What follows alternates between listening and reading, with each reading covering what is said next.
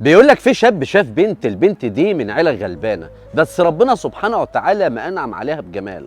الشاب ده بقى كان من عيله مرتاحه شويه، فالمهم البنت دي دخلت دماغ الشاب وحاول يتكلم معاها، وفعلا ده اللي حصل. حب بقى يضحك عليها واقنعها ان هي تروح له البيت، وفعلا البت وافقت وراحت له البيت. وهناك بقى حصل للشاب ده اللي كان عمره في حياته ما يتوقعه. قصة في منتهى الجمال والروعة. المفروض القصة دي تتصور كده وتتبروز وتتعلق في الميادين لبعض الشباب بتوع الأيام دي. تعالى كده اما احكي لك الحكاية وصل كده على سيدنا الحبيب واسمع يا سيدي. بيقول لك الشاب ده حاول يضحك على البنت، فهمها بقى ان هو بيحبها، وعشان بيحبها بقى وخايف عليها من كلام الناس اقنعها ان هي تروح معاه البيت وتقابله في البيت. البنت في الاول طبعا رفض، بس هو بقى بكلامه المزين كده وزين لها الكلام وقال لها انا بحبك ومش عايز حد يشوفك ويقول عليك كلمه كده ولا كده، وخدي بالك انت هتجيلي البيت في وجود اهلي، مع انه من جوه اداها ميعاد اللي اهله مش موجودين في البيت فيه. قال لها تعالي البيت الساعه 5، الميعاد ده اللي اهلي موجودين في البيت، لكن الحقيقه الميعاد اللي هو اداهولها هو الميعاد اللي اهله مش موجودين فيه. وفعلا البت بقى بعد ما سمعت كلامه المزين ده وافقت ان هي تروح له. صاحبنا بقى عمل ايه تخيلوا؟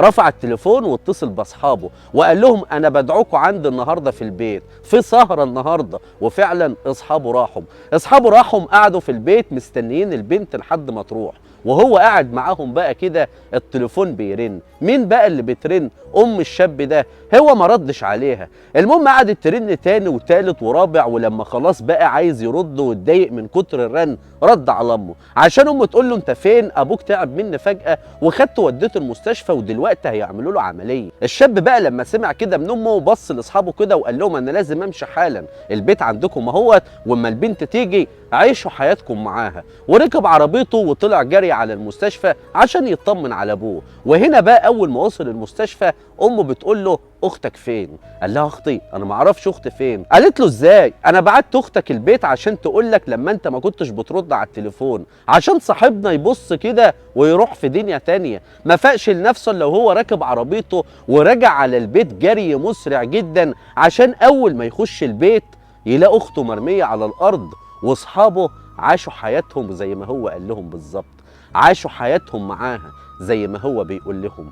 في نفس الوقت بتيجي البنت اللي كان هو قايل لها تيجي عشان تبص على المشهد من بعيد وتشوف البنت اخته وهي مرميه، واصحابه عاشوا حياتهم معاها، وصاحبنا ده في حاله ذهول وفي حاله تانيه خالص، وتبص له كده وتقول له انت كنت عايز تعمل معايا كده، بس شفت كما تدين تدان، بس شفت اعمل تعمل ولو بعد حين، وعشان انت كنت عايز تعمل معايا كده ربنا عمل فيك انت كده. ومشت البنت تبكي وتدعي ربنا وتحمد ربنا وتستغفر ربنا ان هي اصلا وافقت تروح لشاب في البيت او وافقت ان هي تتكلم معاه، وخلصت الحكايه. بس اطرافها ما بتخلصش ابدا. لكل شاب بيحاول يضحك على بنت، اعتبر البنت ديت اختك، اعتبرها امك، اعتبرها بنتك، اعتبرها زوجتك، اعتبرها اي واحده من اهل بيت. اعلم وحط في دماغك كويس قوي انك انت كما تدين تدان. اعلم وحط في دماغك انك انت اعمل تعمل ولو بعد حين، يعني اللي عملته هيتعمل فيك ولو مر الزمان